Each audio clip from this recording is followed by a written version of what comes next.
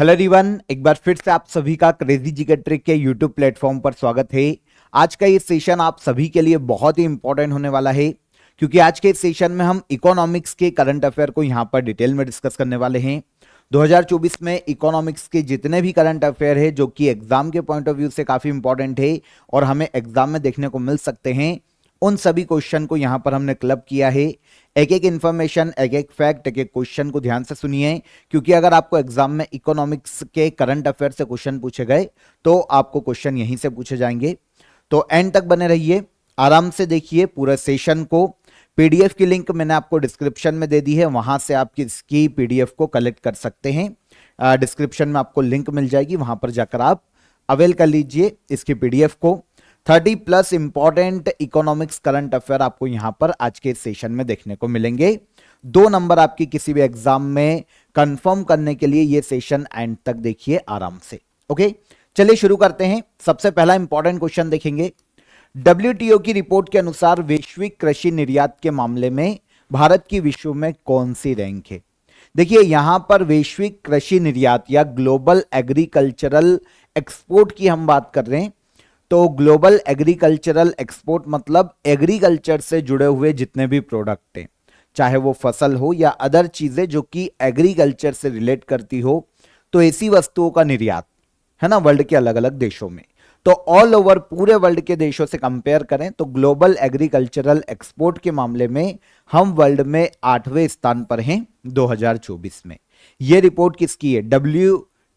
TO, sorry अगर मैंने HO बोला हो तो इसको करेक्ट कर लीजिएगा। डब्ल्यूटीओ वर्ल्ड ट्रेड ऑर्गेनाइजेशन की रिपोर्ट है। ओके, तो 8th नंबर पर हैं हम, याद रखिएगा, ग्लोबल एग्रीकल्चरल एक्सपोर्ट के मामले में। पूरी डिटेल देखेंगे। डब्ल्यूटीओ की रिपोर्ट के अनुसार भारत का जो वर्ष 2023 में कृषि निर्यात है वो 2022 की तुलना में $55 बिलियन की तुलना में घटकर $51 बिलियन रह गया है। मतलब 2022 में हमारा जो एग्रीकल्चर एक्सपोर्ट था वो $55 बिलियन था, जो कि अब घटा है 2023 में। देखिए रिपोर्ट 2024 में आई है, इसको समझना, पर रिपोर्ट 2023 के फाइनेंशियल ईयर को कवर करती है। तो 2023 में हमारा जो एग्रीकल्चर एक्सपोर्ट है वो थोड़ा सा कम हुआ है और ये हुआ है $51 बिलियन। और ऑल ओवर अगर हम कंपेयर करें पूरे वर्ल्ड से तो वैश्विक कृषि निर्यात के मामले में भारत वर्ल्ड में 8th पोजीशन पर आता है, 8th नंबर पर आता है। रिपोर्ट के अनुसार यूरोपीय संघ पहले नंबर पर है। सबसे ज्यादा एग्रीकल्चर एक्सपोर्ट किया है यूरोपीय संघ ने, $836 मिलियन की कृषि उपज का इसने एक्सपोर्ट किया है। और सेकेंड स्थान पर आता है अमेरिका और थर्ड पर आता है ब्राजील। ठीक है, आगे बढ़े। केंद्रीय मंत्रिमंडल किस अवधि के लिए प्रधानमंत्री ग्राम सड़क योजना के 4थे चरण को हाल ही में मंजूरी दी है? तो यूनियन कैबिनेट ने हाल ही में, देखिए, प्रधानमंत्री ग्राम सड़क योजना आपने सुना होगा, भारत में सन 2000 में 25 दिसंबर सन 2000 को प्रधानमंत्री ग्राम सड़क योजना की शुरुआत की गई थी। उद्देश्य क्या है? भारत में देखिए ग्रामीण क्षेत्रों में आपको पता है जो मेन रोड होती है, जो हाईवे होता है, वो गांव से दूर होता है। तो नॉर्मली क्या होता है, गांव से हाईवे तक जाने के लिए पगडंडियां यूज की जाती है, कच्ची सड़कें होती थी। तो सन 2000 में एक योजना लेकर आई थी सेंट्रल गवर्नमेंट, प्रधानमंत्री ग्राम सड़क योजना। इस योजना के तहत जो ग्रामीण क्षेत्र उनको मेन रोड से जोड़ा जाएगा, हाईवे से कनेक्ट किया जाएगा। तो ग्रामीण सड़कों के निर्माण के लिए 25 दिसंबर सन 2000 को लाई गई थी प्रधानमंत्री ग्राम सड़क योजना। अब इसके 4थे चरण की शुरुआत को केंद्रीय कैबिनेट ने मंजूरी दी है, जो कि 2024-25 से लेकर 2028-29 तक लागू किया जाएगा। कब से कब तक? 2024-25 से 2028-29। ठीक है, यूनियन कैबिनेट ने 2024-25 से 2028-29 की अवधि के लिए प्रधानमंत्री ग्राम सड़क योजना के 4थे चरण को हाल ही में मंजूरी प्रदान की। देखिए ये जो 4th स्टेज है या 4th फेज हम इसको बोल ले, 4था चरण, इसके तहत लगभग 62,500 किलोमीटर की सड़कें बनाई जाने वाली है केंद्रीय कैबिनेट के द्वारा या केंद्र सरकार के द्वारा। इसकी टोटल कॉस्ट आएगी 70,125 करोड़ रुपए। इसमें से सेंट्रल का हिस्सा ऑलमोस्ट 49,087 करोड़ रुपए होगा और स्टेट का हिस्सा 21,037 करोड़ रुपए होगा लगभग। ठीक है, ऑल ओवर 70,125 करोड़ रुपए का बजट है फोर्थ फेज के लिए प्रधानमंत्री ग्राम सड़क योजना।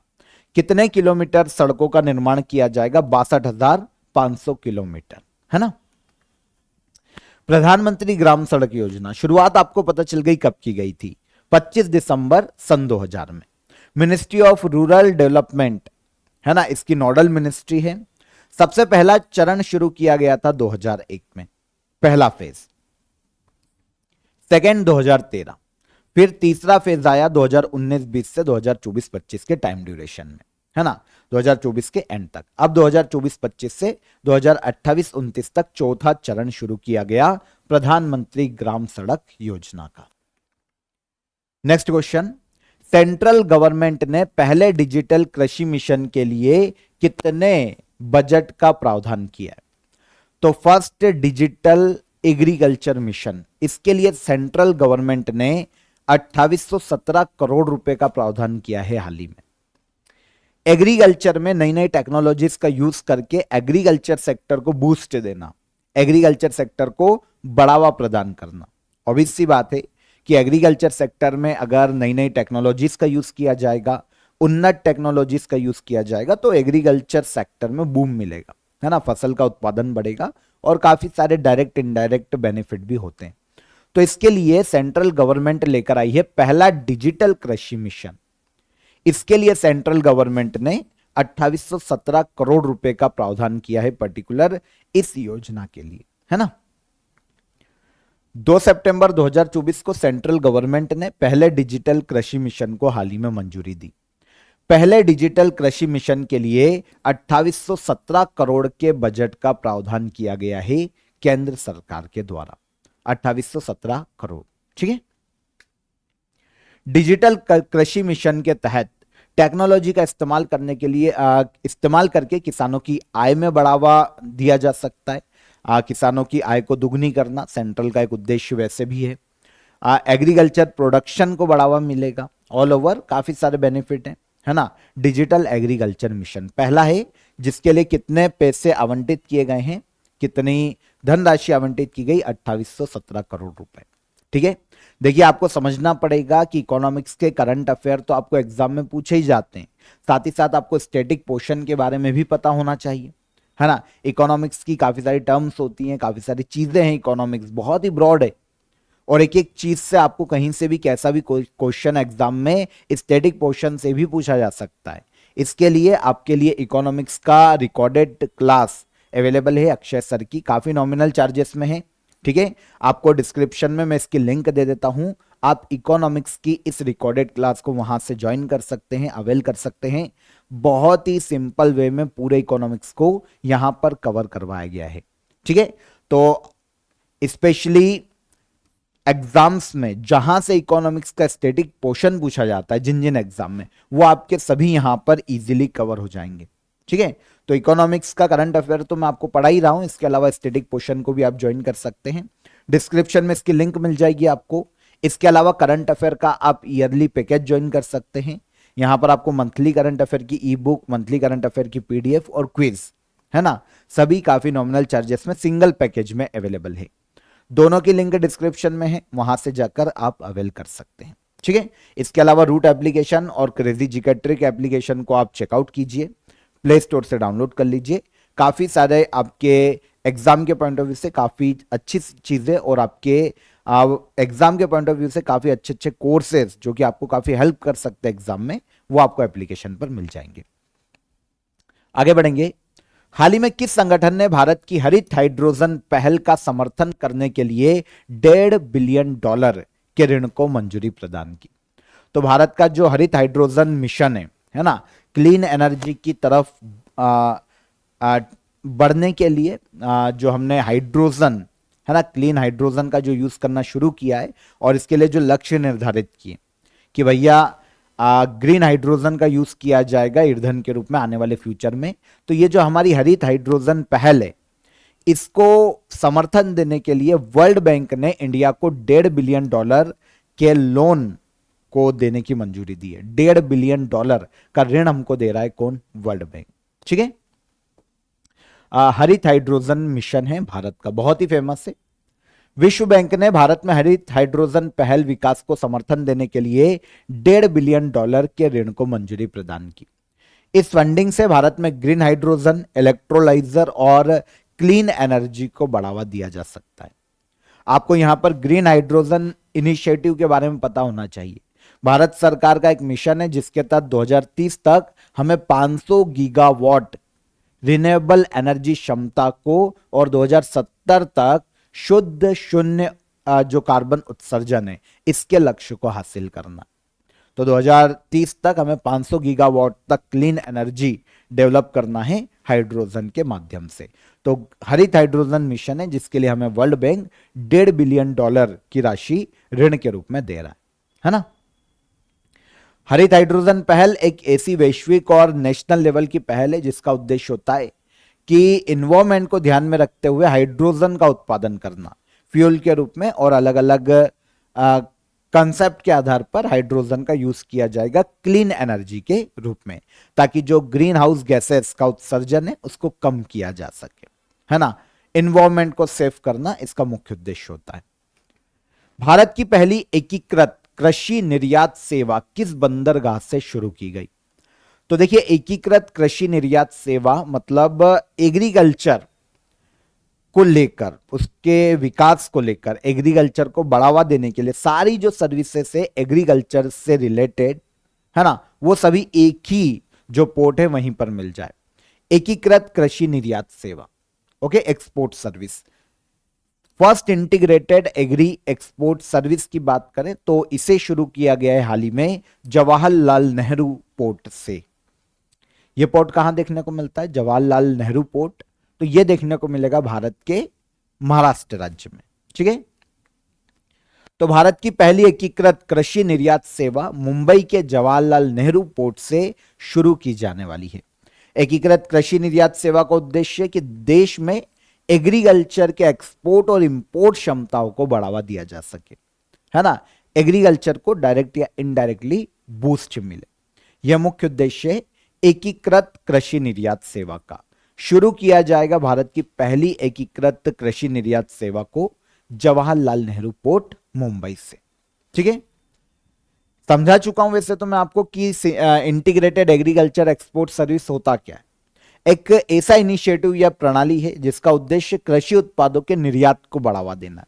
ठीक है, और निर्यात को बढ़ावा देने के लिए एक पर्टिकुलर कोऑर्डिनेटेड और कंसिस्टेंट प्रोसेस को फॉलो करना ताकि निर्यात को बढ़ावा दिया जा सके। एक्सपोर्ट को बढ़ावा देने के लिए जितनी भी चीजों की जरूरत है, क्लियरेंस ले लो, लाइसेंस ले लो, या फिर टैक्सेशन में बेनिफिट ले लो, वो सभी आपको एक जगह पर मिल जाएगा। यह होता है integrated agriculture export service. Bharat की पहली इंटीग्रेटेड एग्रीकल्चर एक्सपोर्ट सर्विस किस पोर्ट से शुरू की जाएगी? तो यह शुरू की जाएगी जवाहरलाल नेहरू पोर्ट से। डन।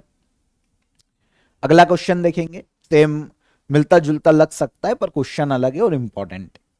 कार्गो हैंडलिंग को लेकर चर्चा में आया पारादीप बंदरगाह किस राज्य में स्थित है? तो पहले तो हमें आंसर लेना पड़ेगा कि भाई पारादीप पोर्ट भारत के किस राज्य में। इजी और इंपॉर्टेंट, यह देखने को मिलता है भारत के ओडिशा राज्य में। कहां पर? ओडिशा। पारादीप पोर्ट भारत के ओडिशा राज्य में। कार्गो हैंडलिंग को लेकर चर्चा में, भारत में कार्गो हैंडलिंग के मामले में फर्स्ट नंबर पर जो पोर्ट है वो है ओडिशा का पारादीप पोर्ट। पहले कांडला था गुजरात का, अब हो गया है पारादीप पोर्ट। कार्गो हैंडलिंग क्या है सर, ये समझाओ आप। तो कार्गो हैंडलिंग की बात करें तो जहां पर देखिए माल का परिवहन किया जाता है, जहां से नॉर्मली जो सामान होता है, माल होता है, उसको उतारा जाता है, लोड अनलोडिंग की जाती है, प्रबंधन किया जाता है, वहां से कहीं दूसरे पोर्ट भेजा जाता है, एक्सपोर्ट किया जाता है, तो ये सभी होता है कार्गो हैंडलिंग।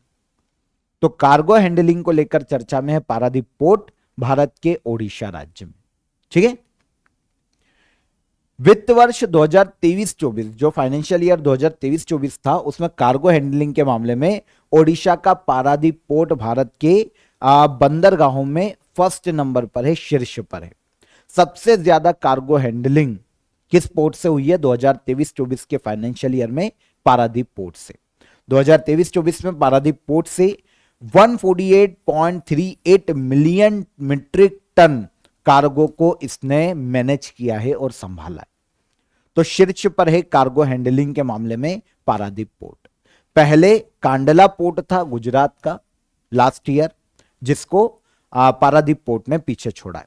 कार्गो हैंडलिंग का मतलब अभी मैंने आपको समझाया, माल या सामान को एक स्थान से दूसरे स्थान तक शिफ्ट करना, ले जाना, और इस प्रक्रिया के दौरान उनका जो मैनेजमेंट किया जाता है, लोडिंग अनलोडिंग की जाती है, स्टोरेज किया जाता है, परिवहन किया जाता है, ये सभी कार्गो हैंडलिंग में आता है।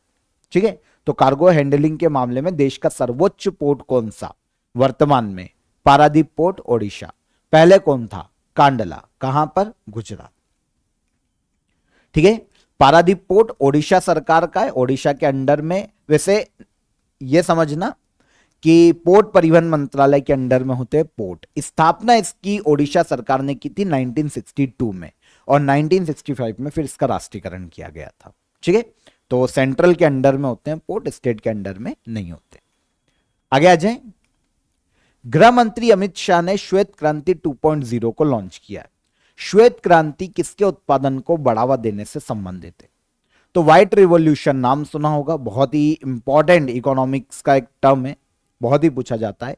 तो अगर हम श्वेत क्रांति की बात करते हैं तो यह दूध उत्पादन से संबंधित है। किससे? दूध उत्पादन को बढ़ावा देने के लिए 1970 में से शुरू किया गया था।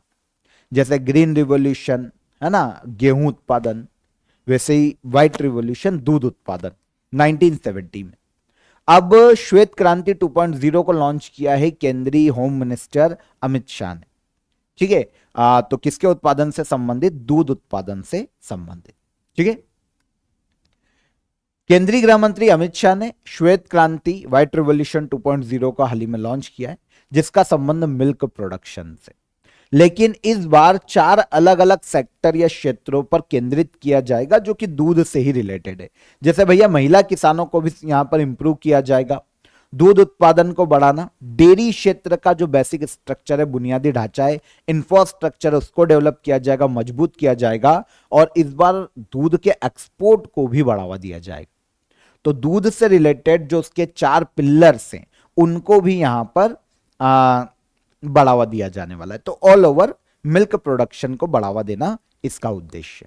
ठीक है, सबसे पहली बार 1970 में श्वेत क्रांति की शुरुआत की गई थी और ऑपरेशन फ्लड चलाया गया था दूध उत्पादन को बढ़ावा देने के लिए। यह जो कॉन्सेप्ट है, ये जो लागू किया गया था, ये वर्गीस कुरियन के नेतृत्व में लागू किया गया था। इसलिए भारत में व्हाइट रिवॉल्यूशन के जनक वर्गीस कुरियन को माना जाता है, डॉक्टर वर्गीस कुरियन, श्वेत क्रांति के जनक। ठीक है, फर्स्ट श्वेत क्रांति का first phase 1970, operation flood, Amul की भी स्थापना उसी वक्त हुई थी, और अब श्वेत क्रांति 2.0 दूध उत्पादन से संबंधित 2024 में लॉन्च की गई। अक्टूबर 2024 में आरबीआई की मौद्रिक नीति समिति द्वारा जारी की गई प्रमुख रेट्स में से कौन सी असत्य है? तो देखिए, ये रेट हर 3 महीने में आती है ना, त्रैमासिक, फिर अर्धवार्षिक, तो हर 3 महीने में आती है। तो देखो, अक्टूबर 2024 में जो आई है लेटेस्ट, वो बता देता हूं। ठीक है, तो आरबीआई की जो मॉनेटरी पॉलिसी कमेटी है उसने इंटरेस्ट रेट के बारे में कुछ अलग अलग इंटरेस्ट रेट के प्रावधान किए। इसमें से रेपो रेट 6.5% ही है, एसडीएफ रेट 6.25% ही है, एमएसएफ रेट 6.75% है, बैंक रेट भी 6.75% है। तो यहां पर पूछा गया कि असत्य कौन? तो ये वाला आंसर डी असत्य हो जाएगा। ठीक है, 9 अक्टूबर को आरबीआई की जो मॉनेटरी पॉलिसी कमेटी है उसने भारत में इंटरेस्ट रेट की घोषणा की। रेपो रेट वो रेट जिस पर आरबीआई कमर्शियल बैंक को उधार देता है लॉन्ग टर्म के लिए, 6.5% है वर्तमान में। ठीक है, जब बैंकों को तुरंत पैसा चाहिए होता है तो आरबीआई से उधार लेते हैं, लेकिन ये लॉन्ग टर्म के लिए। तो ये इंटरेस्ट रेट जो लगती है कमर्शियल बैंकों पर वो है रेपो रेट।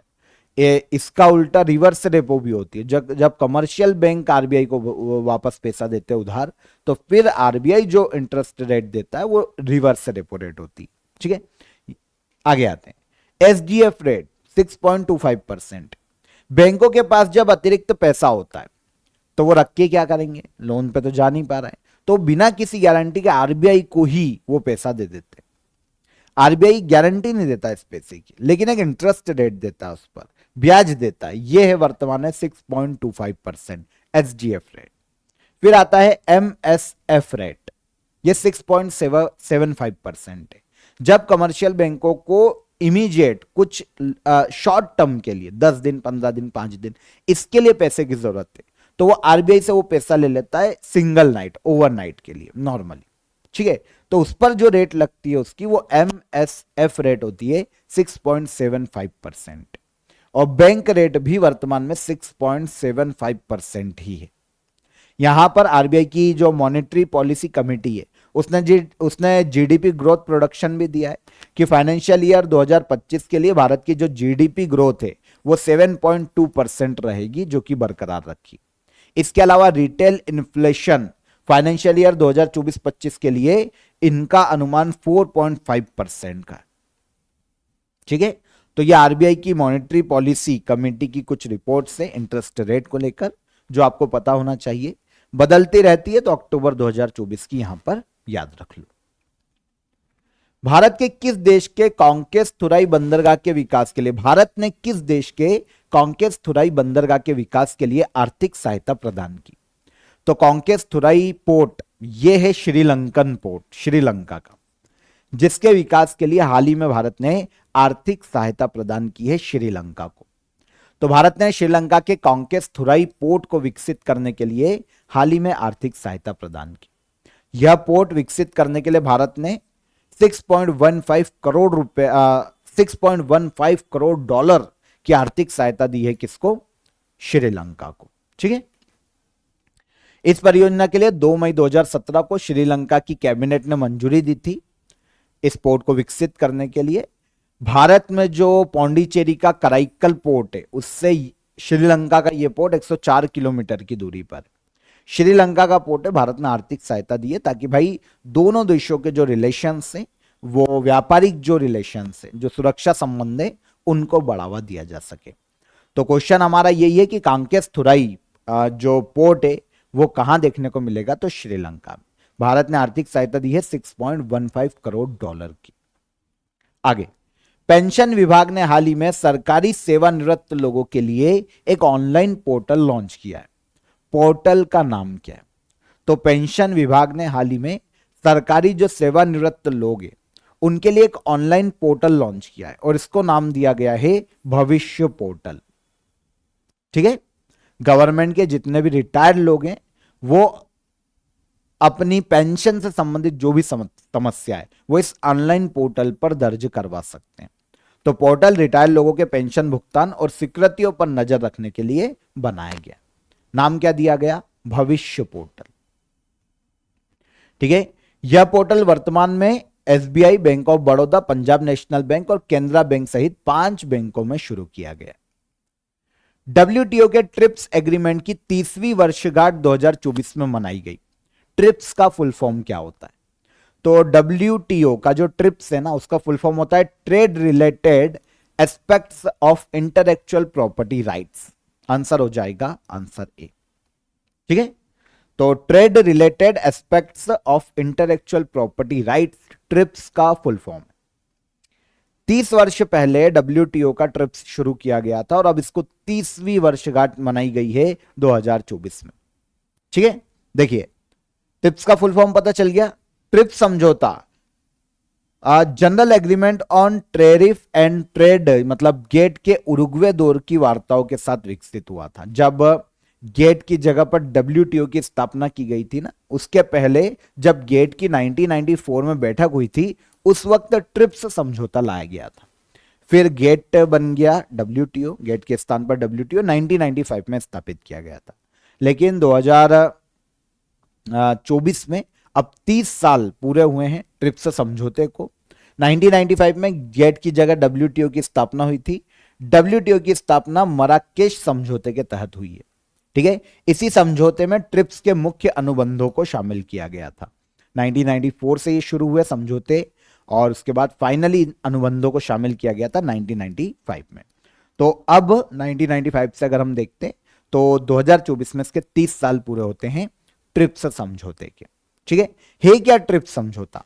तो देखिए पूरे वर्ल्ड में जो आपको पता है अलग अलग चीजों पर कॉपीराइट, ट्रेडमार्क, है ना, पेटेंट, ये जो भी देश करवाता है, तो भाई कोई और देश भी करवाने लगे तो जैसे मान लो किसी चीज पर अमेरिका का किसी का कॉपीराइट है कंपनी का, अब इंडिया भी उस चीज पर, तो इन चीजों को कौन कंट्रोल करेगा कि इंडिया भाई नहीं कर सकता अप्लाई क्योंकि उसका कॉपीराइट है। तो ये देखता है डब्ल्यूटीओ का, डब्ल्यूटीओ देखता है क्योंकि ये ट्रिप्स समझौता है सदस्य देशों के मध्य में कि भाई सभी के जो बौद्धिक इंटेलेक्चुअल प्रॉपर्टी के जो अधिकार है उनको सुरक्षित रखा जाएगा। यही ट्रिप्स अनुबंध का मुख्य उद्देश्य। जिसका कॉपीराइट हो गया, जिसका पेटेंट हो गया, जिसका ट्रेडमार्क रजिस्टर्ड हो गया, अब दूसरा देश अप्लाई नहीं कर सकता भाई, वो हो चुका। अब पूरे वर्ल्ड के देश इस चीज को क्यों मानेंगे? क्योंकि डब्ल्यूटीओ, वर्ल्ड ट्रेड ऑर्गेनाइजेशन, इसको कंट्रोल करता है। ठीक है, तो पूरे वर्ल्ड में बौद्धिक संपदा के जो मालिक है, जो इंटेलेक्चुअल प्रॉपर्टी ऑनर है, उनके अधिकारों की रक्षा करना कि भाई उनका ट्रेडमार्क कोई छीन नहीं पाएगा विश्व में। तो यही ट्रिप्स का मुख्य उद्देश्य होता है। 2024 में ट्रिप्स की 30वीं वर्षगांठ मनाई गई 1 जनवरी 1995 में। जो डब्ल्यूटीओ उसकी स्थापना के साथ ट्रिप्स समझौते को लागू किया गया था। 2024 में 30वीं वर्षगांठ है। ठीक है, पता चल गया। भारत ने किस देश के चाबहार पोर्ट को 10 साल के लिए लीज पर लिया है? सिंपल क्वेश्चन है, काफी पूछा जाता है। ईरान। ईरान में हमें चाबहार पोर्ट देखने को मिलता है, भारत का पहला अंतरराष्ट्रीय पोर्ट जो कि भारत के कंट्रोल में।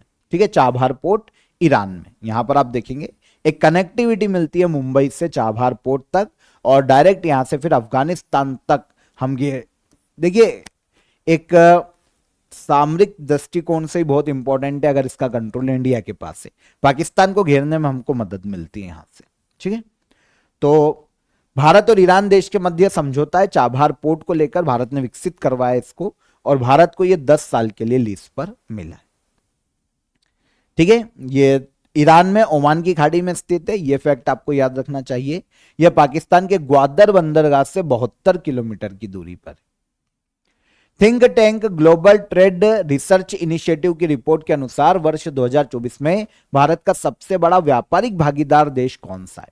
तो थिंक टैंक के ग्लोबल ट्रेड रिसर्च इनिशिएटिव, इसकी रिपोर्ट के अनुसार 2024 के जो फाइनेंशियल ईयर है अभी तक जो हुआ है, उसमें भारत का सबसे बड़ा व्यापार भागीदार है चाइना।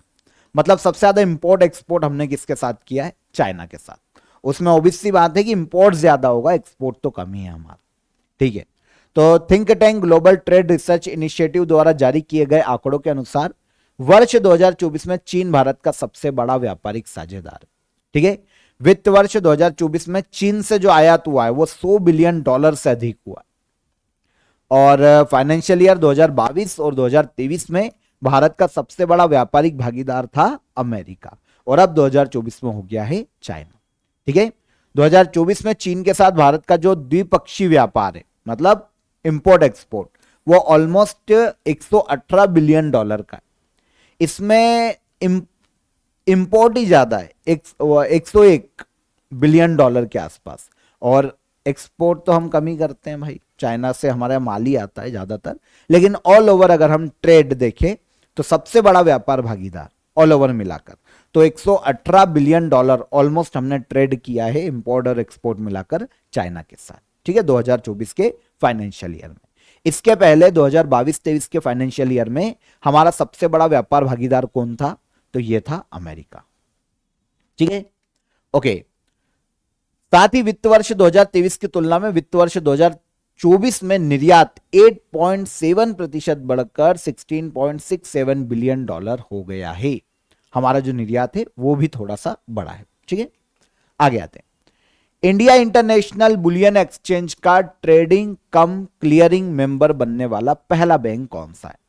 तो इंडिया इंटरनेशनल बुलियन एक्सचेंज का ट्रेडिंग कम क्लियरिंग मेंबर बनने वाला पहला बैंक बना है एसबीआई। देखिए, पहले तो आपको यह समझना पड़ेगा कि इंडिया इंटरनेशनल बुलियन एक्सचेंज क्या है। तो इंडिया इंटरनेशनल बुलियन एक्सचेंज की बात करें तो यह सराफा व्यापारी जो कि सोना चांदी का व्यापार करते हैं उनके लिए एक अंतरराष्ट्रीय पहुंच सुनिश्चित करता है। जो भारत के सराफा व्यापारी है, सोने चांदी का जो काम करते हैं, उनको अगर किसी और देश में माल बेचना है तो वो कहां से बेच सकते हैं? इंडिया इंटरनेशनल बुलियन एक्सचेंज से। अब इस पर रजिस्टर्ड हुआ है पहला bank state bank of India, trading come clearing member बना है। मतलब एसबीआई के अगर किसी कोई ग्राहक है, अगर उसको अपना सोना चांदी का व्यापार करना है इंडियन इंटरनेशनल बुलियन एक्सचेंज में, तो एसबीआई उसकी तरफ से वो सोना चांदी खरीदना और बेचना कर देगा। यहां पर देखिए वो मिलती है, सिक्योरिटी मिलती है ग्राहक को। अब वो डायरेक्ट नहीं समझ पा रहा है कि कौन भाई फ्रॉड है कौन क्या है, तो वो स्टेट बैंक उसकी तरफ से डील कर लेगी। समझ में आ रहा है? तो स्टेट बैंक इस तरीके से ट्रेडिंग कम क्लियरिंग मेंबर बन गया है, पहला बैंक है जो कि इंडिया इंटरनेशनल बुलिंग एक्सचेंज का इस प्रकार का मेंबर बना है। ठीक है, India international bullion exchange Bharat का पहला बुलियन एक्सचेंज है। 29 जुलाई 2022 को गुजरात में इसे लॉन्च किया गया था। ठीक है, इसकी स्थापना भारत के जो सराफा व्यापारी है, जैसा कि अभी मैंने आपको बताया, उनके व्यापार को अंतरराष्ट्रीय स्तर पर पहुंच प्रदान करने में मदद करता है।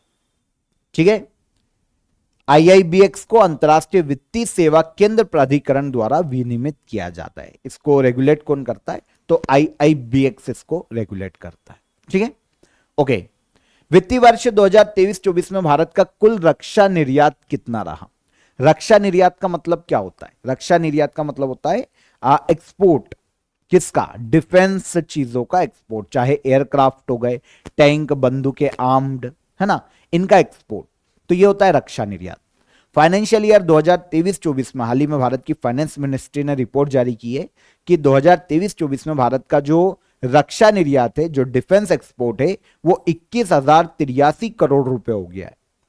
21,083 करोड़ रुपए, ऑलमोस्ट 2.63 बिलियन अमेरिकी डॉलर भारत का डिफेंस एक्सपोर्ट हो गया है 2023-24 के फाइनेंशियल ईयर में। ठीक है, रुपए में देखते हैं तो 21,083 करोड़ रुपए। जो लास्ट फाइनेंशियल ईयर था 2022-23 का, उसमें हमने केवल 15,920 करोड़ रुपए का जो डिफेंस एक्सपोर्ट है वो किया था। अब 21,083 करोड़ रुपए का हुआ है, जंप मिला है 32.5% का एक साल में डिफेंस एक्सपोर्ट में। ठीक है, तो याद रखना इंपॉर्टेंट है। 2013-14 के फाइनेंशियल ईयर से कंपेयर करें तो 10 सालों में जो हमारा डिफेंस एक्सपोर्ट है वो 31 गुना बढ़ा है। ठीक है, निजी क्षेत्र और रक्षा सार्वजनिक क्षेत्र के उपक्रमों का मतलब जो प्राइवेट डिफेंस की चीजें बनाते हैं, प्राइवेट जो संस्थान है, जो गवर्नमेंट के जैसे एचएएल है ना, कोचिंग शिपयार्ड, मझगांव डॉक, सबका मिला ले रक्षा उद्योगों में तो निजी क्षेत्र ने 60% तक योगदान किया है और सार्वजनिक क्षेत्र ने 40% तक योगदान दिया है। ठीक है, डिफेंस एक्सपोर्ट में। तो ऑल ओवर डिफेंस एक्सपोर्ट 2023-24 के फाइनेंशियल ईयर में हमारा कितना रहा? 21,083 करोड़ रुपए। इसके बाद अगले क्वेश्चन पर आ जाइए। एशियाई विकास बैंक ने भारत में सॉलिड वेस्ट मैनेजमेंट के प्रबंधन के लिए $200 मिलियन के ऋण को मंजूरी दी है। एशियाई विकास बैंक का हेडक्वार्टर कहां पर स्थित है? तो देखिए, पहले फैक्ट तो आपको यहां पर यह नोट करना चाहिए कि एडीबी, जिसे एशियन डेवलपमेंट बैंक के नाम से जाना जाता है, इसने भारत में सॉलिड वेस्ट मैनेजमेंट के लिए $200 मिलियन के ऋण को हाल ही में मंजूरी दी। एशियन डेवलपमेंट बैंक का हेडक्वार्टर देखने जाते हैं तो यह फिलीपींस के मनीला में देखने को मिलता है। यहां पर सॉलिड वेस्ट मैनेजमेंट की बात करते हैं कि यह क्या है, तो देखिए, शहरों में कारखानों से जो अपशिष्ट निकलता है, जो वेस्ट निकलता है, शहरों से जो सॉलिड वेस्ट निकलता है, उन सभी को रिसाइकल करना या फिर उनका मैनेजमेंट करना। ओके, उचित तरीके से उसमें नॉर्मली भंडारण भी आ जाता है, फिर उसको रिसाइकल करना भी होता है। अगर उसको पूरा डिस्ट्रॉय करना है तो वो भी एक तरीका है। इस तरीके से सॉलिड वेस्ट मैनेजमेंट की यहां पर बात की गई है ताकि पॉल्यूशन को कम किया जा सके, क्योंकि ये ऑब्वियस सी बात है, पॉल्यूशन के लिए जिम्मेदार है, चाहे वो सॉइल इरोशन हो, है ना, जो हमारा इन्वायरमेंट है वो इफेक्ट होता हो। तो नॉर्मली जो वातावरण में प्रदूषण हो रहा है उससे बचने के लिए एडीबी ने भारत को यह ऋण को मंजूरी दी है। कितना ऋण दिया है? $200 मिलियन। ठीक है, अमेरिकी डॉलर, 200 मिलियन अमेरिकी डॉलर। एशियाई डेवलपमेंट बैंक का हेडक्वार्टर देखने को मिलता है मनीला में। ठीक है, फिलीपींस के मनीला में। तो यहां पर यह चीज आपको समझ में आ गई कि क्यों दिया जा रहा है।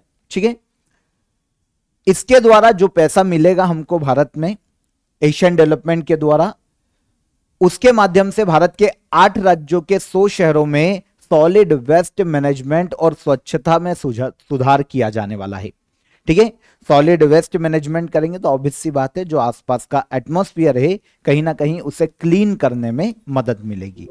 तो 200 मिलियन अमेरिकी डॉलर का याद रखिएगा ये ऋण है यहां पर, तो बिल्कुल भी कंफ्यूज मत होइएगा, पूछा जा सकता है।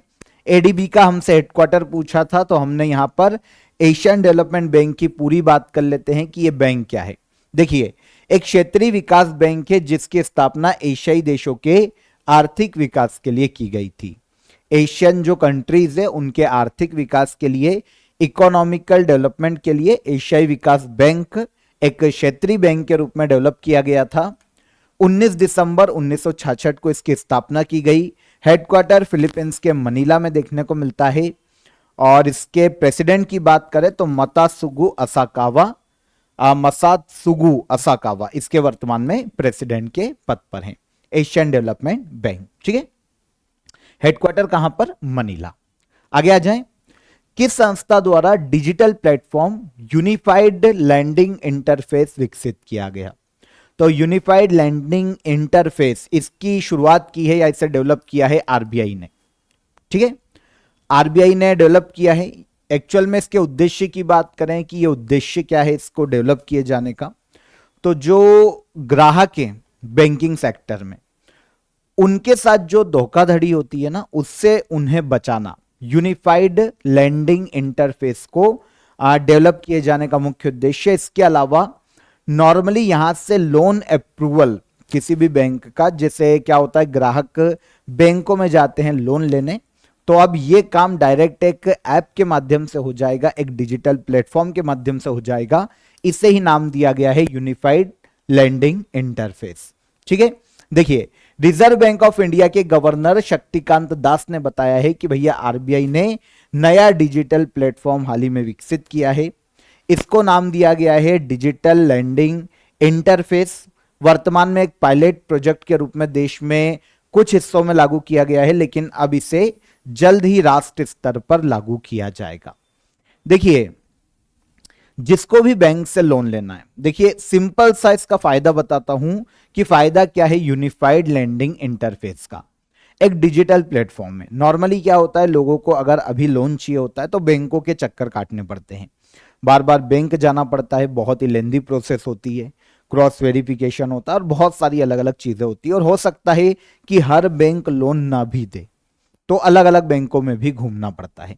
ऐसे केस में जो ग्राहक है जिसको लोन की रिक्वायरमेंट है वो डायरेक्ट इस डिजिटल प्लेटफॉर्म पर अपने सारे डॉक्यूमेंट रजिस्टर्ड करवा देगा, डॉक्यूमेंटेशन यहीं पर हो जाएगा, बैंक की पहुंच में वो ग्राहक आ जाएगा। सारी जो बैंक है कमर्शियल बैंक वो यूनिफाइड लैंडिंग इंटरफेस पर रजिस्टर है। कोई भी बैंक अगर किसी को लगता है लोन दे देना चाहिए, सारे डॉक्यूमेंट्स क्लीन है, तो बैंक भी उनको आगे से अप्रोच करके लोन दे सकता है। तो दोनों के लिए सुविधा हो गई, एक ग्राहक के लिए भी यहां पर सुविधा हो जाती है और इसके अलावा जो बैंक है उनके लिए भी सुविधा हो जाती है, सारे डॉक्यूमेंट्स उनको यहीं पर अवेलेबल हो जाते हैं। तो लोन की जो प्रोसीजर है वो इजी हो जाती है, फास्ट हो जाती है और ज्यादा बोल सकते हैं कि एफिशिएंसी बढ़ जाएगी लोन की प्रोसीजर में, और वेरिफिकेशन भी ऑनलाइन किया जा सकता है। ठीक है, अलग अलग क्षेत्रों में स्पेशली जो एग्रीकल्चर सेक्टर है, जो एमएसएमई इंटरप्राइजेस है, मीडियम स्मॉल और माइक्रो जो इंटरप्राइजेस है, उनकी लोन की डिमांड को पूरा करना मुख्य उद्देश्य है आरबीआई के द्वारा यूनिफाइड लैंडिंग इंटरफेस को डेवलप किए जाने का। नॉर्मली क्या होता है, इससे धोखाधड़ी से भी बचा जा सकता है। ठीक है, तो बेसिकली आरबीआई ने हाल ही में पायलट प्रोजेक्ट के रूप में यूनिफाइड लैंडिंग इंटरफेस को लागू किया है। अब आगे चलकर इसको पूरे देश में लागू किया जाएगा। ठीक है, भारत सरकार के नए आंकड़ों के अनुसार 2023-24 में सोयाबीन का सबसे बड़ा उत्पादक राज्य कौन सा है? तो आपको पता होना चाहिए कि देश में सोया स्टेट के नाम से किसे जाना जाता है, तो आपके लिए बहुत सारी चीजें इजी हो जाएगी। देश में सोया स्टेट कहा जाता है मध्य प्रदेश को। ठीक है, क्योंकि मध्य प्रदेश पूरे भारत में सबसे ज्यादा सोयाबीन का प्रोडक्शन करता है हर साल नॉर्मली। ठीक है, तो मध्य प्रदेश सोयाबीन का वर्तमान में सबसे बड़ा उत्पादक राज्य सोया स्टेट के नाम से जाना जाता है। हाल ही में जो इंडियन गवर्नमेंट है उसने कुछ नई रिपोर्ट्स जारी की है और इसमें भी यही बताया है कि 2023-24 में सोयाबीन का सबसे बड़ा producer state Madhya Pradesh state है। मध्य प्रदेश में एक्चुअल में पश्चिमी क्षेत्र में काली मिट्टी का क्षेत्र देखने को मिलता है। काली मिट्टी के क्षेत्र में सोयाबीन की फसल बहुत ज्यादा अनुकूल मिट्टी मानी जाती है, काली मिट्टी सोयाबीन के लिए। तो इंदौर, उज्जैन और इसके आसपास के जो एमपी में पश्चिमी क्षेत्र हैं वहां पर स्पेशली सोयाबीन का प्रोडक्शन किया जाता है। तो मध्य प्रदेश में देश में सबसे ज्यादा सोयाबीन का उत्पादन होता है, आपको ये चीज याद रखना चाहिए। ठीक है, तो आंसर तो हमको मिल जाता है कि भैया 2023-24 में सोयाबीन का सर्वाधिक उत्पादन किस राज्य में हुआ है, तो ये कौन सा है, मध्य प्रदेश राज्य। डिटेल देखें, आइए। भारत सरकार ने सोयाबीन के प्रोडक्शन से रिलेटेड 2023-24 के कुछ डेटा को हाल ही में रिलीज किया है और इस डेटा के अकॉर्डिंग मध्य प्रदेश में सोयाबीन का प्रोडक्शन सबसे ज्यादा हुआ है। 2022-23 का जो फाइनेंशियल ईयर में जो सोयाबीन प्रोडक्शन की डेटा जारी की गई थी सेंट्रल के द्वारा, उसके अकॉर्डिंग सोयाबीन उत्पादन में मध्य प्रदेश में 0.08 मिलियन टन की वृद्धि हुई है। माइनर सा प्रोडक्शन बड़ा एमपी में, लेकिन पिछली बार भी एमपी ही सबसे बड़ा सोयाबीन प्रोड्यूसर स्टेट था और इस बार भी सबसे बड़ा सोयाबीन प्रोड्यूसर एमपी ही सबसे बड़ा स्टेट है। 2000 जो अभी नई रिपोर्ट आई है 2023-24 की, इसके आंकड़ों के अनुसार एमपी ने 5.47 मिलियन टन सोयाबीन का प्रोडक्शन किया है। कितना? 5.47 मिलियन टन। ठीक है, ऑल ओवर इंडिया में जो 100% सोयाबीन का उत्पादन होता है ना, उसमें से अकेले एमपी 41.92% सोयाबीन का उत्पादन करता है। इंटरेस्टिंग, पूरे देश में जो 100% सोयाबीन का उत्पादन होता है उसमें से ऑलमोस्ट 42% एमपी अकेला उत्पादित करता है। ठीक है, सोयाबीन के सर्वाधिक उत्पादन के कारण मध्य प्रदेश को सोयाबीन राज्य या सोया स्टेट के नाम से जाना जाता है। अब सबसे बड़ा सोयाबीन का प्रोडक्शन वाला स्टेट हो गया एमपी। सेकेंड और थर्ड की भी बात कर लेते हैं। तो एमपी के बाद सेकेंड नंबर पर आता है महाराष्ट्र, जिसने देखिए 5.23 मिलियन टन सोयाबीन का उत्पादन किया है। 40%, जो 100% सोयाबीन का प्रोडक्शन है उसमें 40% तक महाराष्ट्र कंट्रीब्यूट करता है। फिर राजस्थान आता है 1.17 मिलियन टन, योगदान 8.96% है, ऑलमोस्ट 9%। तो टॉप 2 भी याद करेंगे तो आपको पता चल जाएगा कि 80% से ज्यादा तो केवल एमपी और महाराष्ट्र उत्पादित कर रहे हैं। सबसे ज्यादा एमपी, सेकंड पर आता है महाराष्ट्र और थर्ड पर आ जाएगा कौन? राजस्थान। ठीक है, सोया स्टेट कौन? एमपी। केंद्र सरकार ने 2034 तक कितने मिलियन टन घरेलू इस्पात मतलब स्टील प्रोडक्शन का लक्ष्य रखा है? तो केंद्र सरकार ने हाल ही में स्टील प्रोडक्शन का लक्ष्य घोषित किया है 2034 तक के लिए और सेंट्रल गवर्नमेंट ने बताया है कि 2034 तक हम 500 मिलियन टन तक स्टील प्रोडक्शन की जो कैपेसिटी है उसको प्राप्त कर लेंगे। ठीक है, तो ये हमारा लक्ष्य है कि 500 मिलियन टन स्टील या घरेलू इस्पात का प्रोडक्शन किया जाए 2034 तक। डन, तो ये लक्ष्य हमारा 2034 का। अगस्त 2024 में जो गवर्नमेंट का डेटा आया उसके अनुसार देश का जो कच्चे जो इस्पात का उत्पादन है, जो स्टील का प्रोडक्शन है, वो 4 सालों में 35 मिलियन टन बढ़ा है।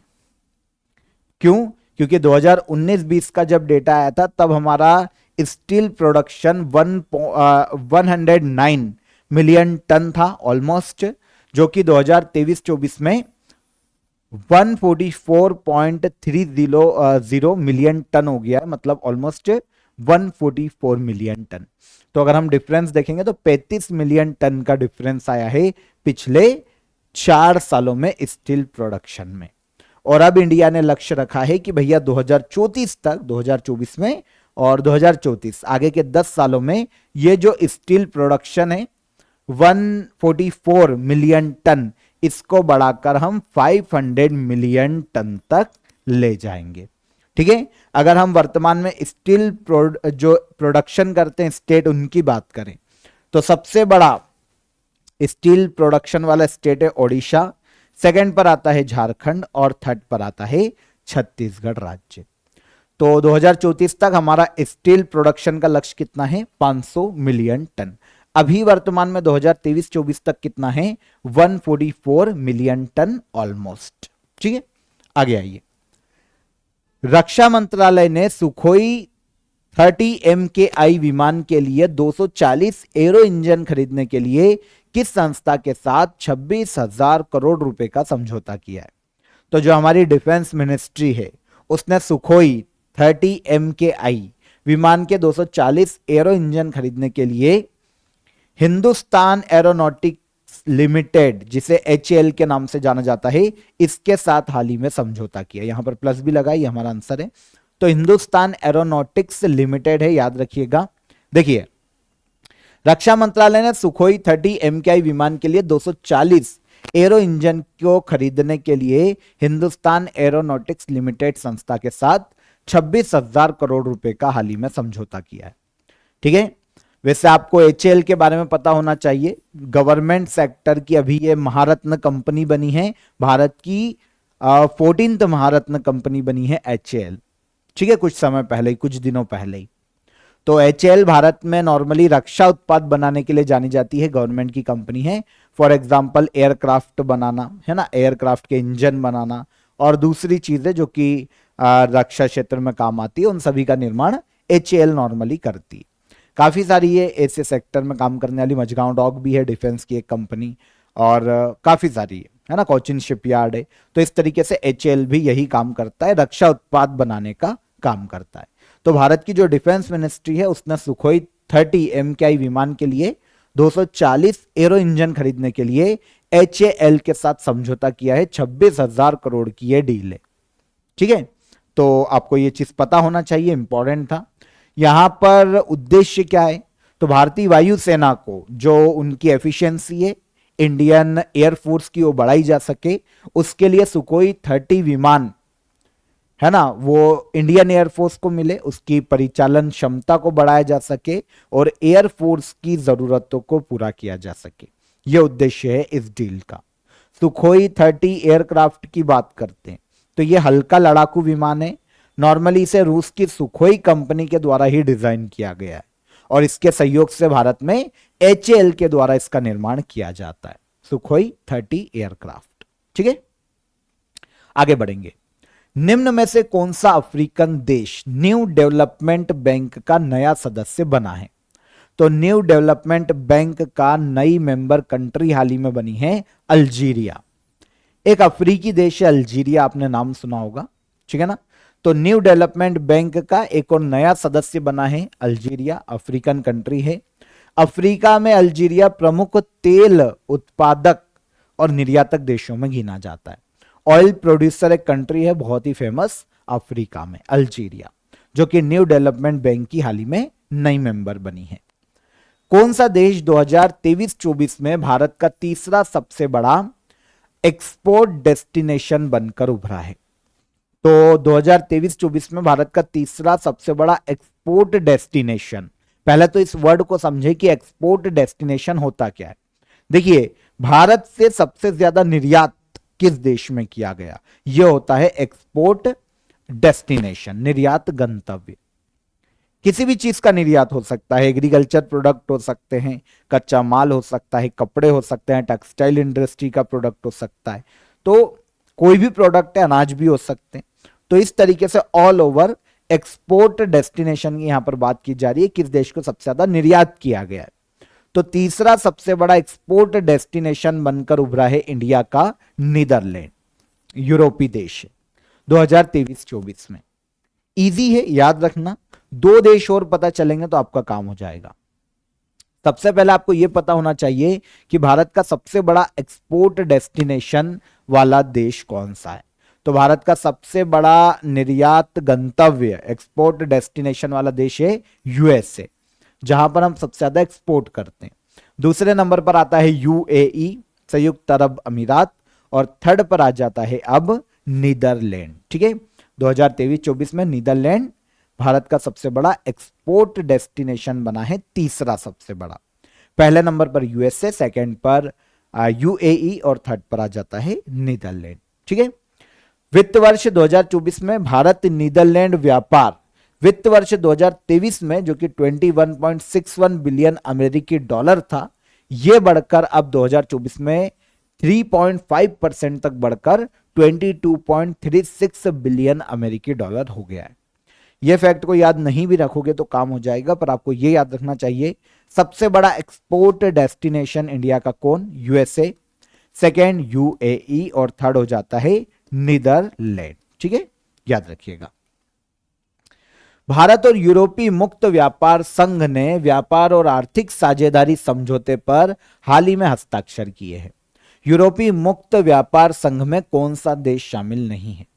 तो यूरोपियन फ्री ट्रेड एसोसिएशन के साथ हाल ही में भारत ने एक समझौता किया है, नॉर्मली ट्रेड को लेकर और जो इकोनॉमी को लेकर, है ना, ट्रेड और इकोनॉमिक पार्टनरशिप को लेकर ये एग्रीमेंट है जो कि भारत और यूरोपियन फ्री ट्रेड एसोसिएशन के बीच में हुआ है। यहां पर क्वेश्चन पूछा गया है कि इन चारों में से कौन सा यूरोपियन फ्री ट्रेड एसोसिएशन का मेंबर नहीं है? तो 4 मेंबर कंट्री में से फ्रांस इसका मेंबर नहीं है। ठीक है, हम बात करेंगे कि यूरोपियन फ्री ट्रेड एसोसिएशन के मेंबर कंट्री कौन कौन है, लेकिन पहले तो यह याद रखिएगा कि भारत और इफ्टा यूरोपियन फ्री ट्रेड एसोसिएशन के मध्य हाल ही में एक एग्रीमेंट हुआ है ट्रेड और इकोनॉमिक पार्टनरशिप को लेकर। ठीक है, अब हम बात करते हैं इफ्टा के कौन कौन मेंबर हैं। तो देखिए, यूरोपीय मुक्त व्यापार संघ 1960 में इसका गठन किया गया था। यूरोप के 4 देश इसके सदस्य हैं और एक क्षेत्रीय व्यापार संगठन को इन्होंने बनाया 1960 में। मेंबर कंट्री कौन कौन? आइसलैंड, लिechtenstein, नॉर्वे और एक हो जाती है स्विट्जरलैंड। फिर से रिपीट करता हूं, आइसलैंड, लिechtenstein, नॉर्वे और स्विट्जरलैंड, ये 4 देश सदस्य हैं इफ्टा के। देखिए क्या होता है, जो यूरोपीय संघ है ना, ये उससे अलग है। अगर ये यूरोपीय संघ के मेंबर नहीं भी हैं कंट्री, तो भी इन चारों देशों के मध्य में ट्रेड होता रहेगा, क्योंकि ये चारों देश इस संगठन के सदस्य। तो यूरोपीय संघ के क्योंकि ये सदस्य नहीं है, इस कारण इन 4 देशों में ट्रेड पर कोई इफेक्ट नहीं आएगा। तो यूरोपीय संघ का एक विकल्प के रूप में यह संस्थान देखा जाता है, यह ऑर्गेनाइजेशन देखा जाता है इन 4 देशों के मध्य में।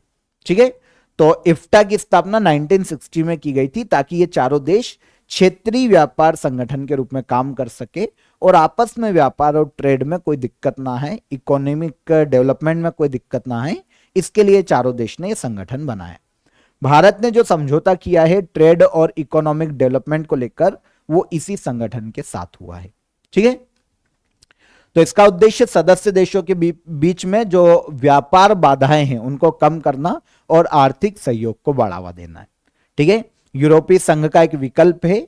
इसके सदस्य देशों को ईयू में शामिल होने के बिना भी व्यापारिक और आर्थिक लाभ साझा करने का अधिकार है।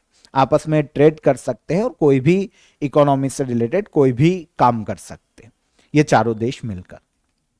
प्रोजेक्ट नेक्सस का संबंध किस क्षेत्र से है? प्रोजेक्ट नेक्सस की बात करें तो इसका संबंध देखने को मिलता है बैंकिंग सेक्टर से। प्रोजेक्ट नेक्सस, ठीक है, देखिए नॉर्मली क्या है, भारत की जो संस्था है आरबीआई और आसियान के कुछ मेंबर कंट्रीज के मध्य में एक समझौता है प्रोजेक्ट नेक्सस, जिसके तहत एक ऐसा पेमेंट इंटरलिंक तैयार किया जाएगा जो सभी के मध्य में आपस में एक जैसा काम करे।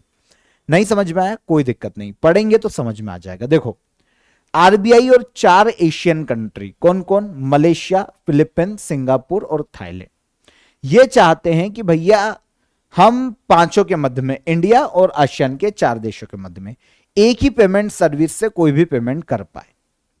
जैसे हम यूपीआई पेमेंट करते हैं तो हम फोन पे का बारकोड हो या पेटीएम का बारकोड हो जाता है ना, तो इस तरीके से ये 4 देश आसियान के और आरबीआई मतलब इंडिया एक साथ कैसा भी पेमेंट किसी भी एक पर्टिकुलर किसी प्लेटफॉर्म पर कर पाए। तो आसियान देशों के साथ सीमा पार भुगतान को आसान बनाना इसका मुख्य उद्देश्य है। ठीक है, प्रोजेक्ट नेक्सस इसको नाम दिया गया है। इस प्लेटफॉर्म की शुरुआत 2026 तक की जाने वाली है। मलेशिया, फिलीपींस, सिंगापुर, थाईलैंड और भारत के मध्य में भुगतान प्रणाली को इंटरलिंक करना, एक ही प्लेटफॉर्म तैयार किया जाए और पांचों देश वहीं पर एक दूसरे को पेमेंट कर पाए। यह प्रोजेक्ट नेक्सस का मुख्य उद्देश्य है। आसियान के 4 देश कौन कौन? फिलीपींस, सिंगापुर, थाईलैंड और India, sorry, Malaysia, Philippines, Singapore और थाईलैंड, और पांचवा देश कौन हो जाता है? इंडिया। ठीक है। वित्तीय वर्ष 2023-24 के दौरान भारत में वार्षिक रक्षा उत्पादन कितना है? तो हाल ही में गवर्नमेंट का एक डेटा आया है डिफेंस मिनिस्ट्री का, और उसने बताया है कि फाइनेंशियल ईयर 2023-24 के दौरान भारत में जो डिफेंस प्रोडक्शन है ना, रक्षा उत्पाद जिसको बोलते हैं, इसकी टोटल अगर हम वैल्यूएशन देखें रक्षा उत्पाद की, तो 1,26,887 करोड़ रुपए है। 1,26,887 करोड़ रुपए। रक्षा उत्पाद क्या होता है? रक्षा उत्पादन क्या होता है? डिफेंस प्रोडक्शन क्या होता है? तो हमने डिफेंस की जितनी भी चीजें बनाई हैं, चाहे एयरक्राफ्ट बनाए हों, गन बनाई हों, है ना, मशीन्स बनाई हों, तो रक्षा क्षेत्र में जो भी यूज आ रहा है, टैंक से लेकर और जो भी, वो हो जाते हैं डिफेंस प्रोडक्शन, जिसकी 2023-24 में वैल्यूएशन देखें तो ये 1,26,887 करोड़ रुपए रही है। मतलब इतना ही रुपए के अमाउंट का हमने डिफेंस प्रोडक्शन किया है। ठीक है। तो हाल ही में डिफेंस मिनिस्टर राजनाथ सिंह ने रक्षा उत्पादों के उत्पादन और निर्यात को लेकर कुछ आंकड़े जारी किए हैं, कुछ डेटा को जारी किया है। निर्यात का डेटा आप छोड़ सकते हैं, लेकिन हमारे यहां पर डिफेंस प्रोडक्शन कितना रहा यह तो आपको याद करना पड़ेगा। तो 2023-24 के दौरान भारत में डिफेंस प्रोडक्शन की बात करें तो यह 1,26,887 करोड़ रुपए रहा है। 1,26,887 करोड़ रुपए। ठीक है। फाइनेंशियल ईयर 2023-24 में अगर हम जो डिफेंस प्रोडक्शन है उसकी तुलना 2022-23 के डिफेंस प्रोडक्शन से करते हैं, तो इस बार पिछले साल से ऑलमोस्ट 16.7% का जंप देखने को मिला है डिफेंस प्रोडक्शन में। क्योंकि देखिए अभी जो हम सिचुएशन देख रहे हैं, रूस यूक्रेन युद्ध हो गया, इजराइल का खाड़ी युद्ध चल ही रहा है, तो ऐसे केस में जरूरी है कि हम भी हमारा जो डिफेंस एरिया है उसको ब्रॉड करें, बढ़ाएं। इसलिए भाई हम पैसा ज्यादा फूक रहे हैं अपनी सुरक्षा को लेकर, रक्षा क्षेत्र के प्रोडक्शन को लेकर। ठीक है। देखिए लास्ट ईयर 2022-23 का जो डेटा आया था उसमें ऑलमोस्ट 1,08,684 करोड़ रुपए का डिफेंस प्रोडक्शन था, जो अब बढ़कर कितना हो गया है? 1,26,887 करोड़ रुपए। कितना परसेंट की वृद्धि है? 16.7% की वृद्धि है डिफेंस प्रोडक्शन में। ठीक है। आगे बढ़ेंगे। हाल ही में किस बैंक ने स्टार्टअप्स और ग्रामीण उद्योगों के लिए या उद्यमों के लिए एग्री फंड की घोषणा की है?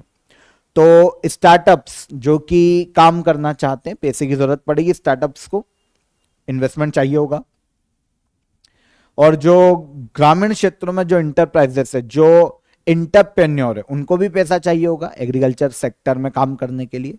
तो उसके लिए एग्री फंड की घोषणा की है नाबार्ड ने, national bank for agriculture and rural development ने। आंसर हो जाएगा आंसर सी, एग्री फंड। ठीक है। हाल ही में नाबार्ड ने स्टार्टअप्स और ग्रामीण उद्यमों के लिए, उद्योगों के लिए एग्री फंड की घोषणा की है। देखिए नाबार्ड की एक सहायक कंपनी है ना, नेब वेंचर्स नाबार्ड की है, ध्यान रखना। इसने 750 करोड़ रुपए की राशि के साथ एग्री फंड की शुरुआत की घोषणा की है। अब ये 750 करोड़ रुपए एग्री फंड में कहां से आएंगे? तो 250 करोड़ रुपए तो नाबार्ड और जो हमारी एग्रीकल्चर मिनिस्ट्री है सेंट्रल की, वो मिलाएगी, और बाकी 250 करोड़ अलग अलग इंस्टीट्यूशन से जुटाए जाएंगे। अब जो 750 करोड़ रुपए इकट्ठा होंगे एग्री फंड में, अब वहां से जो भी स्टार्टअप अप्लाई करते हैं कि उनको लोन चाहिए, जो भी ग्रामीण इंटरप्राइजेस या कोई इंटरप्रेन्योर है, अगर वो अप्लाई करता है कि उसको पैसा चाहिए, तो उनको ऋण दिया जाएगा, लोन दिया जाएगा एग्री फंड के माध्यम से। ठीक है ना। इस एग्री फंड के माध्यम से लगभग 85 कृषि स्टार्टअप को 25 करोड़ रुपए तक के निवेश के साथ आर्थिक सहायता प्रदान की जाएगी। तो नाबार्ड ने लॉन्च किया है एग्री फंड, याद रखिएगा। स्टार्टअप को मदद करना, एग्रीकल्चर सेक्टर में जो उद्यम है उनको मदद करना, लोन प्रोवाइड करना, इसका मुख्य उद्देश्य है। कृषि और ग्रामीण क्षेत्र में नई नई टेक्नोलॉजीज को इंट्रोड्यूस किया जा सके, इन्वेस्टमेंट को एग्रीकल्चर सेक्टर में बढ़ावा दिया जा सके, ये एग्री फंड का मुख्य उद्देश्य है। नाबार्ड ने इस प्लेटफॉर्म को लॉन्च किया है। आगे बढ़ेंगे। निर्मला सीतारमण द्वारा बजट 2024 पेश किया गया। बजट 2024 पेश किया गया। बजट 2024 का साइज कितना है? तो अगर हम अमाउंट में बजट 2024 का साइज देखें तो ये 48.21 लाख करोड़ रुपीस इसका टोटल साइज है बजट का 2024 के। ठीक है, almost 48 lakh crore. Exact data देखें तो 48.21 लाख करोड़ रुपीस साइज है 2024 के बजट का। आपसे देखिए यह पूछा जा सकता है कि कौन सी मिनिस्ट्री को कितना पैसा अलॉट किया गया या कौन सी स्कीम में कितना पैसा अलॉट किया गया, तो यह नॉर्मली आपको पता होना चाहिए। अगर हम इस बजट की बात करते हैं तो 23 जुलाई को भारत की वित्त मंत्री निर्मला सीतारमण ने लगातार 7वीं बार बजट को पेश किया है। जुलाई में इसलिए क्योंकि भैया इलेक्शन थे लोकसभा के, तो अंतरिम बजट पहले आया था और फिर नया बजट आया था जुलाई में। ठीक है, बजट की थीम में एम्प्लॉयमेंट को ध्यान में रखा गया था, एमएसएमई सेक्टर में स्किलिंग को ध्यान में रखा गया था और मिडिल क्लास के लिए प्रावधानों को ध्यान में रखा गया था। टोटल अगर इसका साइज देखते हैं तो 48.21 लाख करोड़ रुपीस बजट का साइज था 2024 में। कौन सी मिनिस्ट्री को कितना पैसा अलॉट किया गया, तो ध्यान से सुनिएगा, एक एक फैक्ट को नोट कीजिएगा। फाइनेंस मिनिस्ट्री को दिया गया almost 18.5 lakh crore rupees, 18.5 lakh crore. Defence ministry को दिया गया 6.21 lakh crore rupees. Ministry of road transport and highways को दिया गया 2.78 lakh crore rupees. Ministry of railways को 2.55 lakh crore rupees. Home ministry को 2.19 lakh crore rupees. Rural development ministry को 1.80 lakh crore. Ministry of chemical and fertiliser 1.68 lakh crore rupees और ministry of agriculture 1.52 lakh crore rupees. ये मेन मिनिस्ट्री हैं जो पूछी जा सकती है, उनका डेटा पॉज करके देख लेना या पीडीएफ ले लेना, उसमें मिल जाएगा।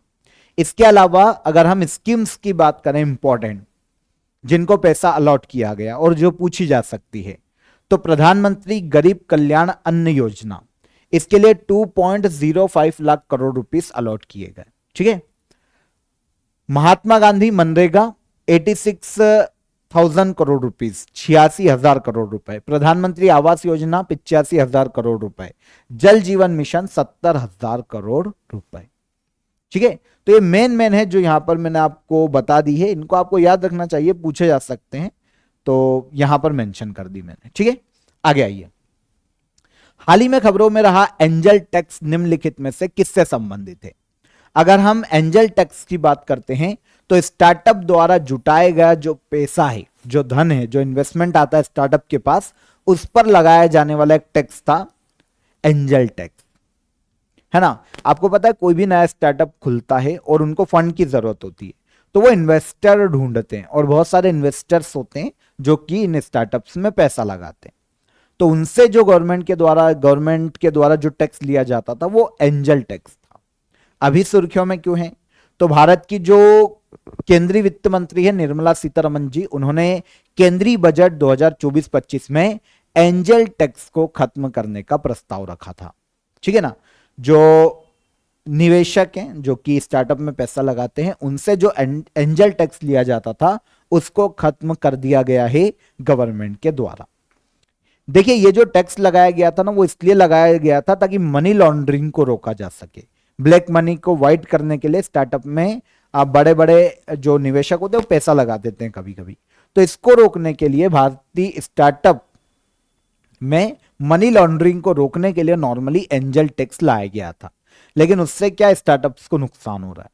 तो इस केस में अब एंजल टैक्स हटाया गया है ताकि भारत में स्टार्टअप्स इकोसिस्टम को बूस्ट मिले, है ना, जो एंटरप्रेन्योरशिप है उसको बढ़ावा दिया जा सके, इनोवेशन को बढ़ावा मिले।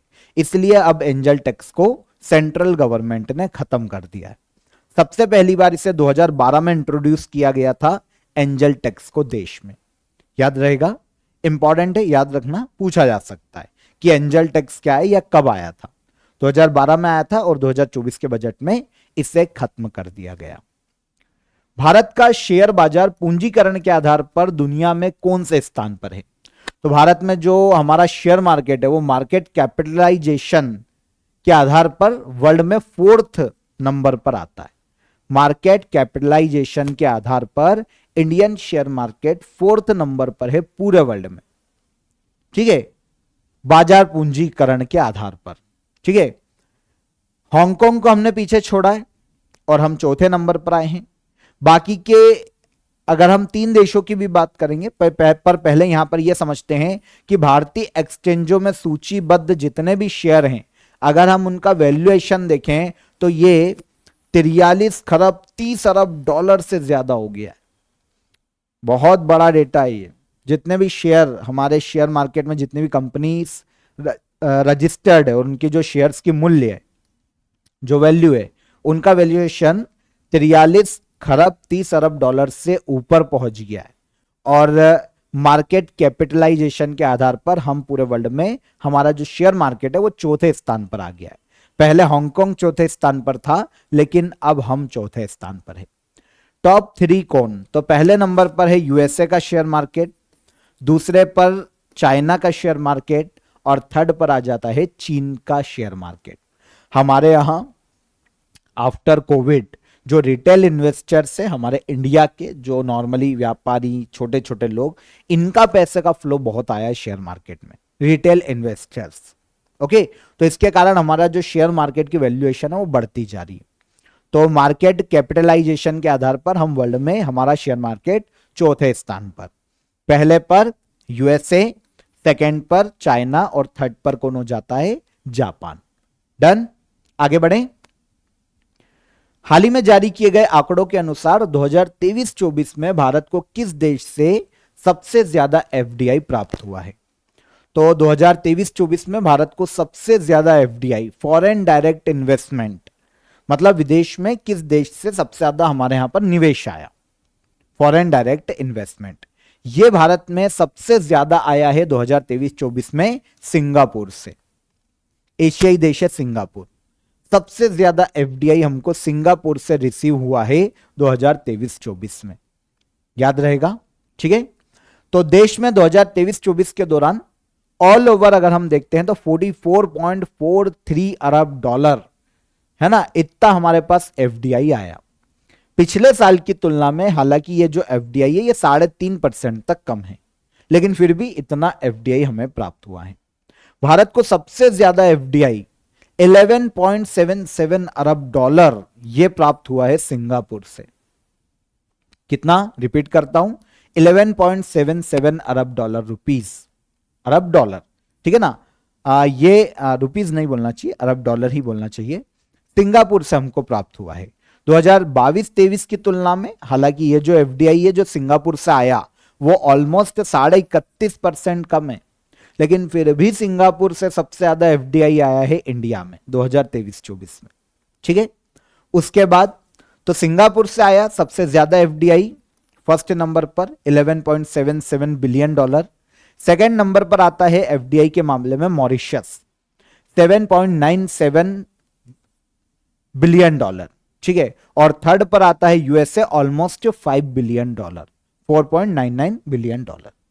तो सबसे ज्यादा एफडीआई 2023-24 के फाइनेंशियल ईयर में कहां से आया? सिंगापुर से। रिजर्व बैंक ने डिजिटल भुगतान इंटेलिजेंस प्लेटफॉर्म की जांच के लिए किसकी अध्यक्षता में कमेटी का गठन किया है? तो देखिए, एक और हमने इंटरफेस पहले पढ़ा था, उसका जो मेजर काम था, जो मुख्य काम था ना, अगर हम वो देखें ना, तो वहां पर लोन प्रोवाइड करने के लिए डॉक्यूमेंटेशन वहीं पर हो जाए और लोन की प्रोसेस इजी हो जाए, और धोखाधड़ी को कहीं ना कहीं रोकता भी है। लेकिन स्पेशली मुख्य रूप से धोखाधड़ी को रोकने के लिए रिजर्व बैंक का एक प्लेटफॉर्म है डिजिटल भुगतान इंटेलिजेंस प्लेटफॉर्म, ठीक है। तो इसकी जांच के लिए एक कमेटी का गठन किया गया है एपी होता की अध्यक्षता में, ठीक है। एक्चुअल में ये जो प्लेटफॉर्म है ना, ये वित्तीय धोखाधड़ी और वित्तीय लेन देन को रोकने के लिए आरबीआई डेवलप कर रहा है। ठीक है, तो इसकी जांच के लिए एपी होता की अध्यक्षता में एक कमेटी का हाल ही में आरबीआई ने गठन किया है। नॉर्मली डिजिटल भुगतान इंटेलिजेंस प्लेटफॉर्म पर सारे लोग रजिस्टर्ड होंगे। जो भी वित्तीय लेन देन हो रहा है इस प्लेटफॉर्म पर वो सब रजिस्टर्ड होगा, ट्रांसपेरेंट होगा। अगर कोई चीट करता है, कोई अपराधी प्रवृत्ति का है, तो उसका पूरी डिटेलिंग होगी, पूरा उसके बारे में डॉक्यूमेंटेशन अवेलेबल होगा कि ये वित्तीय धोखाधड़ी में संलग्न है ना। उसके डेटा को एनालिसिस किया जाएगा। इस तरीके से एक ट्रांसपेरेंट जो पेमेंट भुगतान प्रणाली है उसको डेवलप किया जा रहा है आरबीआई के द्वारा, और इसे ही नाम दिया गया है डिजिटल भुगतान इंटेलिजेंस प्लेटफॉर्म। ठीक है, तो किसकी अध्यक्षता में कमेटी का गठन किया गया? एपी होता की अध्यक्षता में। यह है एपी होता। रिजर्व बैंक ने डिजिटल भुगतान इंटेलिजेंस प्लेटफॉर्म के लिए डिजिटल सार्वजनिक बुनियादी ढांचे की स्थापना के अलग अलग पहलुओं की जांच के लिए, यह डेवलप किया जा सके सही तरीके से, इसकी जांच के लिए एक कमेटी का गठन किया गया। भारतीय राष्ट्रीय भुगतान निगम के पूर्व एमडी और सीईओ हैं एपी होता, जिनकी अध्यक्षता में यह कमेटी गठित की गई है। ठीक है, digital payment interface intelligence platform की अगर हम बात करते हैं तो उद्देश्य क्या है भाई?